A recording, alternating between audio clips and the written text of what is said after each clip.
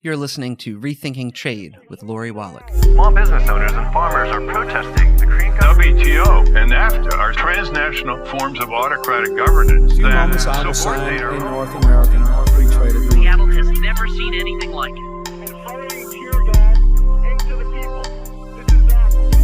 Mexican workers face threats of violence. Trade policy has delivered one punch in the gut after another. Welcome back to Rethinking Trade, where we don't just talk about trade policy, we fight to change it. I'm Ryan, and I'm joined once again by our in-house trade expert, Lori Wallach. So, Lori, Wednesday is a big day because it's the day the new North American Free Trade Agreement is going to be implemented. And this is something that you've worked extremely hard on, not just in the last few years, but in the last few decades. Maybe you can tell us first about NAFTA and what the new NAFTA is.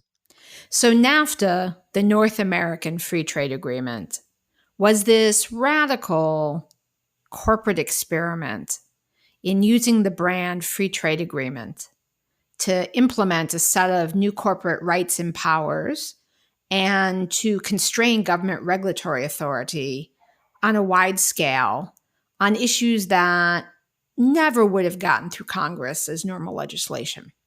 So at the heart of NAFTA are foreign investor rights that made it easier, cheaper, less risky to outsource U.S. production jobs to much lower wage Mexico. These investor rights basically took away a lot of the potential threats that would otherwise be associated with outsourcing jobs and investment. And in short order, we saw a mass movement of higher wage union jobs from across the United States, not just the Midwest, but California, New York, Texas, that in NAFTA's 25 years resulted in over 1 million government-certified NAFTA job losses, which some of the pro-NAFTA think tanks say is an undercount of 1 out of 10 of the real damage. Also at the heart of NAFTA were corporate tribunals called investor-state dispute settlement tribunals, where corporations were empowered to go before tribunals of 3 corporate attorneys to demand taxpayer compensation for any domestic law or government action, court decision that the corporations claimed undermined their NAFTA investor rights. Over the decades of NAFTA, $400 million was paid out in taxpayer money to corporations attacking toxic bans, water policies, timber policies, energy policies. And there is no outside appeal in these cases, and there's no limit on what the corporations can get paid. And then finally, the NAFTA had at its heart some very strong limits on government policies that are pro-people, pro-planet. So, for instance, it did not have any disciplines on subsidies for agribusiness, but it had rules banning certain food policies that were designed to protect small farmers. So in the course of NAFTA, even in its first 10 years, according to the Mexican government, more than 2 million campesinos, small independent farmers, were pushed off their land. And NAFTA even made the Mexican government change the Mexican Revolutionary Era Constitution to allow U.S. agribusiness to buy up farmland. And very quickly, migration of desperation from Mexico to the U.S. expanded enormously as workers first went to the borders, where they were seeing dollar-an-hour jobs in these U.S. plants that had moved to Mexico. But so many more people lost their jobs that even those low-wage jobs couldn't contain people's needs. And there was a wave of really NAFTA-forced migration to the U.S. NAFTA has been a real loser for people on the planet, for all 3 countries. There's some very big multinational corporations that loved it. And because the NAFTA experience has been so devastating, and there are whole parts of the country, El Paso, Texas, parts of Los Angeles, where there are a lot of Latino workers, the African-American new union-based middle classes of Milwaukee, Wisconsin, Detroit, Michigan, people were just devastated. And there's been a lot of pushback from Congress to fix NAFTA. So when NAFTA renegotiations were announced, there was some hope that actually things might get fixed. But the first new NAFTA, the renegotiated NAFTA that Donald Trump announced, actually kind of made things worse. It didn't fix the bad stuff that promoted outsourcing, and it added a variety of new giveaways for big pharma that would have locked in high U.S. medicine prices and exported our medicine pharma monopoly rip-off pricing policies to Mexico and Canada. So it wasn't a big shocker that the Democrats in the House of Representatives said, no, thank you. And they ultimately, after a year of a standoff where Trump tried to ram that bad NAFTA 2.0 deal through Congress, and the Congress said, no. Finally, the whole thing got renegotiated a second time. Trump was forced to take the big pharma giveaways out, to improve the labor and environmental standards, and to implement a totally different enforcement system for labor that might have some chance of raising wages in Mexico, which obviously is critical for people there, but also is critical to stop the race to the bottom outsourcing. And that deal passed with very wide majorities of Democrats and Republicans in both the House and the Senate. And on July 1, it's supposed to go into effect. But some of the things that were supposed to happen before it went into effect, especially in Mexican labor rights, just not looking so good. So speaking of those labor rights and the coalition that fought against Trump's original NAFTA 2.0, maybe you can talk about the coalition that formed around the original NAFTA's implementation and how that same coalition of different types of organizations are working together now to address future trade policies and advocate for changes for people on the planet. The original NAFTA fight really birthed the fair trade movement in the United States.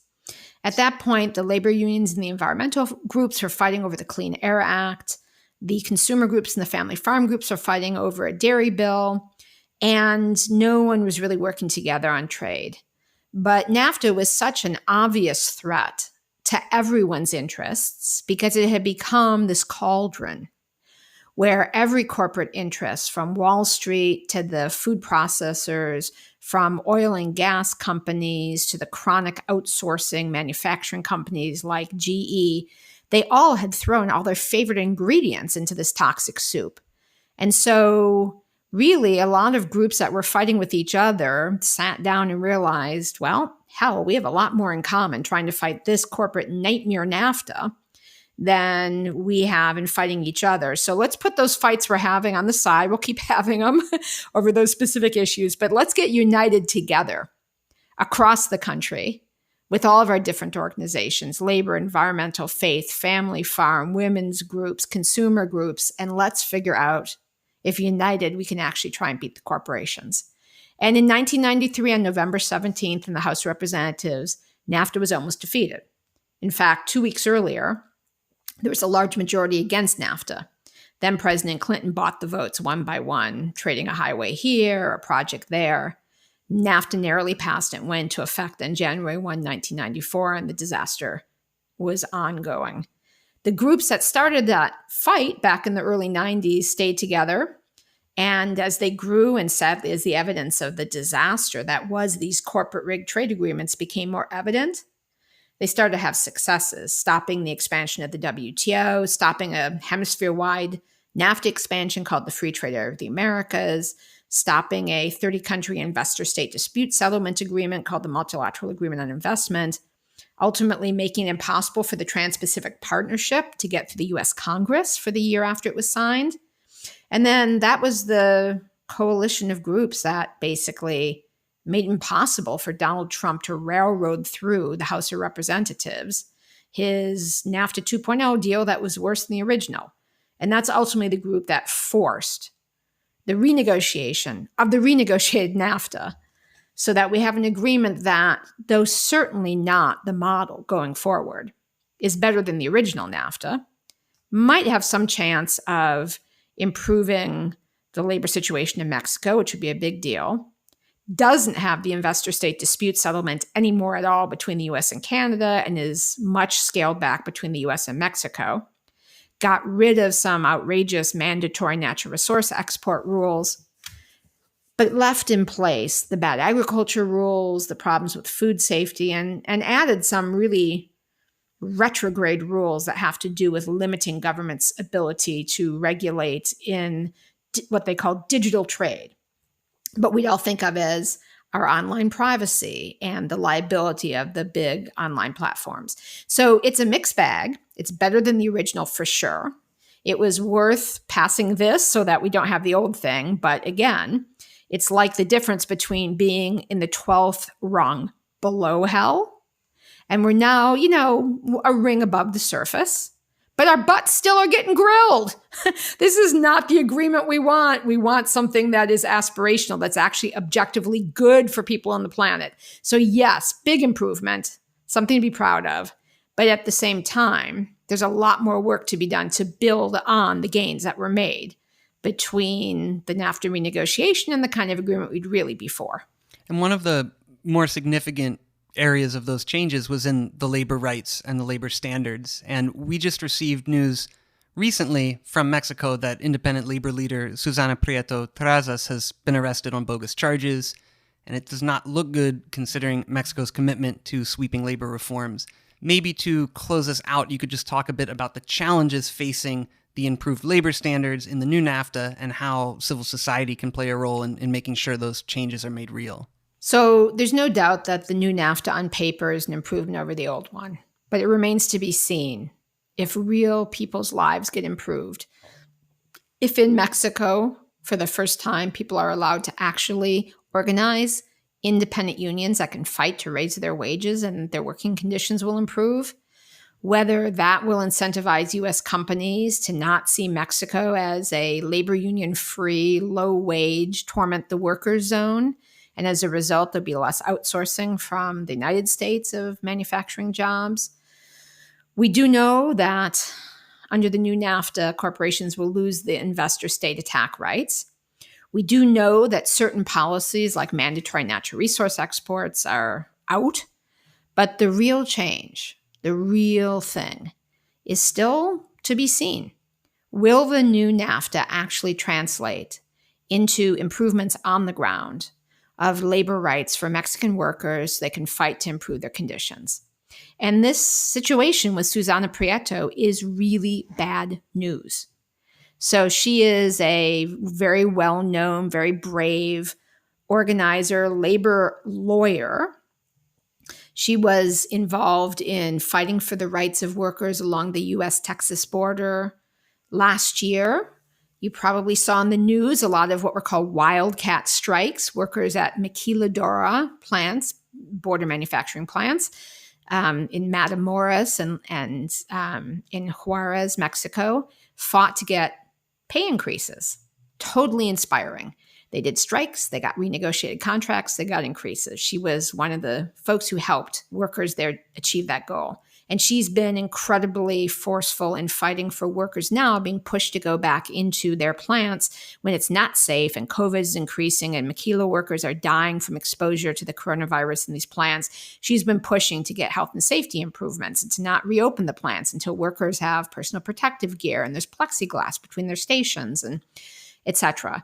And she was swooped up on false charges of mutiny, among other things, and not only jailed, but now denied bail twice. And she is locked up 200 kilometers away from where she lives in the state capital of one of the border states in what is, a really dangerous situation. Like in the US, the Mexican jails have very high incidences of COVID-19. She's been denied bail. They've got her locked up. They don't want her organizing. They don't want her helping the workers.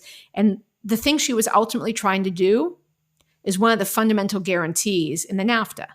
And that is to have workers vote for their own union leadership, to file a petition to get rid of an old fake protection company union and replace it with the real union that represents the workers. That's one of the essential guarantees of the new NAFTA. And that is basically what she was arrested for trying to file.